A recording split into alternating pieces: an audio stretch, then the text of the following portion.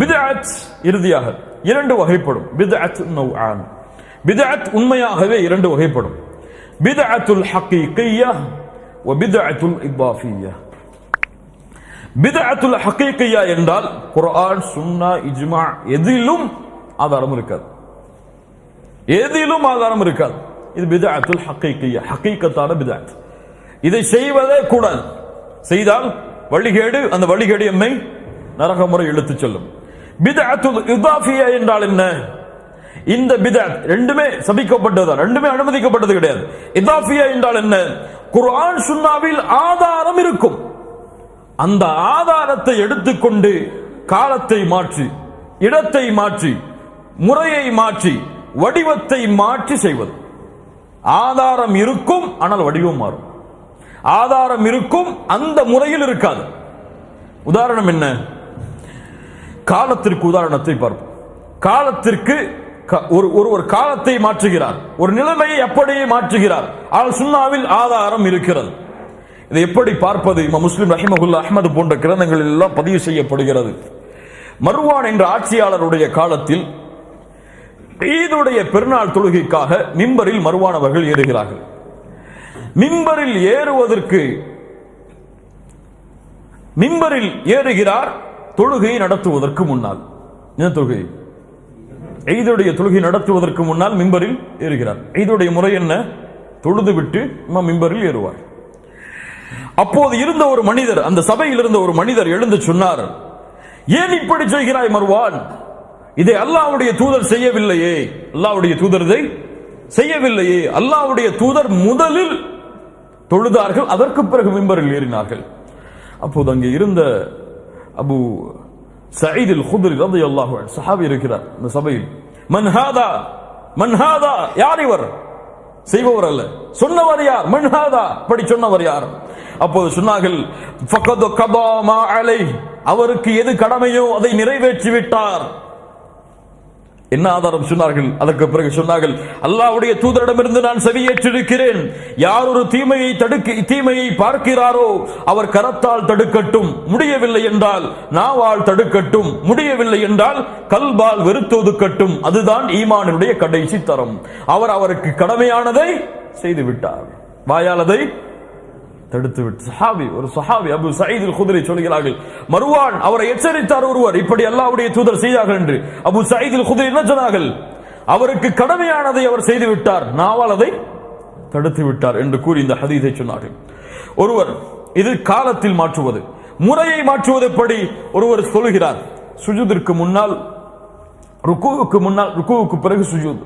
ஒருவர் ருக்குவுக்கு முன்னால் சுஜூதை செய்துவிட்டு ருக்கு செய்கிறார், ஏற்றுக்கொள்ளப்படுமா? முடியாது. பித்அத், மார்க்கத்தில் அது பித்அ, மார்க்கத்தில் அது புதுமையை அதிகப்படுத்துவது. ஒருவர் 2 ரக்காத் தொழுகை 3ஆக தொழுகிறார், முடியுமா? முடியாது.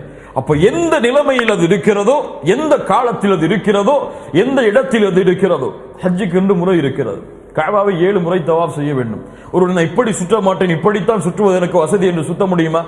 மாற்றிச்சதால் அது பித்அத். அல்லாஹ்வுடைய தூதர் ஸல்லல்லாஹு அலைஹி வஸல்லம் ருக்குனுல் யமானியையும் ஹஜருல் அஸ்வதையும் தவிர தவாஃபுடைய நேரத்தில் கஅபாவில் எதையும் தொட்டதில்லை. அல்லாஹு அக்பர். கஅபாவை தொடுவது பாவமா? முஆவியா ரலியல்லாஹு அன்ஹு இப்படி கஅபாவை அப்படி உரசி உரசி வந்து கொண்டிருந்தார்கள். ஒரு சஹாபி பார்த்தார்கள், அந்த சஹாபியுடைய பேர் எனக்கு ஞாபகம் இல்லை, இப்னு மஸ்ஊத், இப்னு அப்பாஸ், இருவரில் ஒருவர். பார்த்து சொன்னார்கள், யா முஆவியா, என்ன செய்கிறாய்? நான் கஅபாவை சுற்றி வருகிறேன், கஅபாவை சுற்றுகிறேன், கஅபாவை தேய்க்கிறேன், அல்லாஹ்வுடைய இல்லம். நீ நம்ம ஆளுக்கு போய் வெட்டிட்டு இருப்பாங்க அந்த கஅபாவுடைய திரைச்சீலையை, பார்த்துருக்கீங்களா? கத்திரிக்கோலை வச்சு அதை தேய்ச்சி அப்படி தங்களுடைய உடல்ல தேய்ச்சுப்பாங்க பரக்கத்துன்னு சொல்லி. யார் சொன்னது? யார் அனுமதித்தது? முஆவியா ரலியல்லாஹு அன்ஹு இந்த செயலை பார்த்து ஒரு சஹாபி கண்டித்தார்கள், யா முஆவியா, அல்லாஹ்வுடைய தூதர் ருக்குனுல் யமானியையும் ஹஜருல் அஸ்வதையும் தவிர வேறு எதையும் தவாஃபுடைய நேரத்தில் கஅபாவில் தொட்டதாக நான் பார்த்ததில்லை. அப்படியா அல்லாஹ்வுடைய தூதர் செய்ததாக பார்த்தீர்கள்? கேட்கிறேன், ஏற்றுக்கொள்கிறேன். அல்லாஹு அக்பர். சஹாபாக்களுடைய பண்பது. கண்ணியத்துக்குரியவர்களே, இந்த முறையில் பித்அத்தை புரிந்தால் பித்அத்தை எளிதாக நம்முடைய சமூகத்தில் இருந்து விளக்கலாம். இதை புரியாமல் எதுவும் செய்யலாம், எதையும் செய்யலாம், எதையும் மார்க்கமாக கருதலாம், எதுவும் மார்க்கமாகும் என்று நாம் எண்ணிக்கொண்டிருந்தால் இதுவெல்லாம் எம்மை நரகத்திலே கொண்டு போய் சேர்க்கக்கூடிய காரியங்களாக அமைந்துவிடும். ஆனால் இதையெல்லாம் புரிந்த சமூகம், இதை எடுத்து வைக்கக்கூடிய முறையில் செய்த தவறின் காரணமாகத்தான் இன்று பிதஅத் எல்லாம் நன்மையாக அவர்கள் கருதவில்லை என்றாலும் செய்தாக வேண்டும் என்ற கட்டாயத்தில் ஆகிவிட்டது. சொல்லுகின்ற வார்த்தை உங்களுக்கு புரியலாம், பலருக்கு புரியாமல் இருக்கலாம். இதெல்லாம் தெரிந்த சமூகம், இதையெல்லாம் அறிந்த சமூகம், இதை எடுத்து வைக்கக்கூடிய முறையில் செய்த குறையின் காரணமாக நன்மை என்று கருதாமல் செய்து கொண்டிருந்தவர்களும் நன்மை என்று கருதி செய்து கொண்டிருந்தவர்களும் கடமைக்காக செய்வோம் என்ற ஒரு நிலைமைக்கு தள்ளப்பட்டு விட்டார்கள்.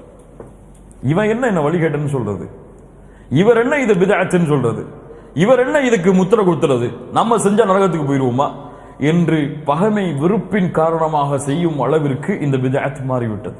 குறிப்பாக நம்முடைய சமூகங்களில் அல்லாஹ்வுடைய தூதர் ஸல்லல்லாஹு அலைஹி வஸல்லம் இப்படி மார்க்கத்தில் புதுமைகள் ஏற்பட்டால் அதை எப்படி தடுக்க வேண்டும் என்ற முறையையும் சொன்னார்கள். அல்லாஹ்வுடைய தூதர் ஸல்லல்லாஹு அலைஹி வஸல்லம் சொன்னார்கள், ثم انها تخلف من بعدهم خلوف, உங்களுக்கு பிறகு காலங்கள் உருவாகும், يقولون ما لا يفعلون, நாங்கள் சொல்லாத விஷயத்தை செய்வார்கள், ويفعلون ما لا يؤمرون, ஏவப்படாத காரியங்களை செயல்படுத்துவார்கள். فمن جاهدهم بيده, கரத்தால் யார் அவரோடு போரிடுகிறாரோ فهو مؤمن, அவர் முஃமின். யார் நாவால் போரிடுகிறாரோ அவரும் முஃமின், யார் உள்ளத்தால் போரிடுகிறாரோ அவரும் முஃமின். அதற்கு கீழ் ஈமானுடைய படித்தரம் என்று கடுகளவு கூட கிடையாது. இந்த மூன்று தான். இதை சொன்ன அல்லாஹ்வுடைய தூதர் ஸல்லல்லாஹு அலைஹி வஸல்லம் இது போன்ற காரியங்களை எப்படி தடுத்தார்கள் என்று பாருங்கள். என்னுடைய கல்வியில் அமரக்கூடியவர்களோ அல்லது பயான்களில் அமரக்கூடியவர்களோ அவர்களுக்கு நான் சொல்ல விரும்புகின்ற அல்லது என்னுடைய நோக்கமாக நான் கருதுகின்ற மிக முக்கியமான காரியம் அதபை கையாளுதல். அடிக்கடி நான் சொல்வதுதான், தவறை தடுக்கும் பொழுதோ நன்மையை ஏவும் பொழுதோ ஒரு நன்மையான காரியத்தை செய்யும் பொழுதோ ஒழுக்கத்தை கடைபிடித்து செய்ய வேண்டும். அந்த ஒழுக்கம் அந்த இடத்திலே இல்லை என்றால் அந்த நன்மையான காரியமோ தீமையான காரியமோ பலனளிக்காது. ஆதாரத்தை கேளுங்கள்.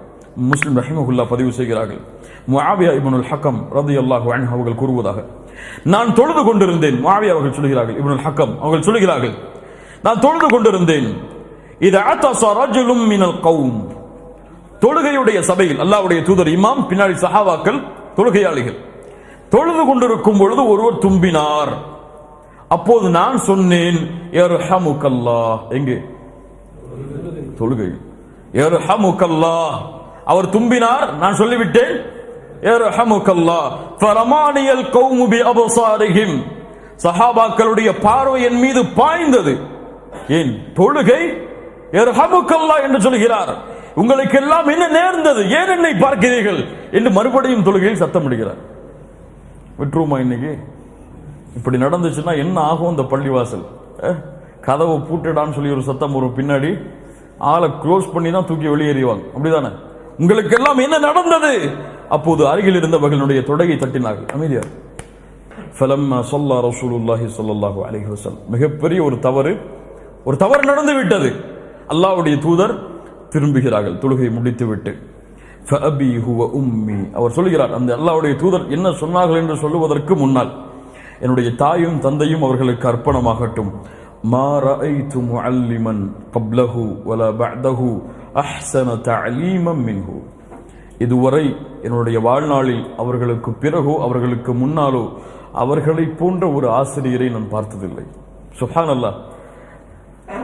ஃபவல்லாஹி மா கஹரனி, என்னை கோபிக்கவில்லை, வலா தரபனி, என்னை அடிக்கவில்லை, வலா ஷதமனி, என்னை ஏசவில்லை.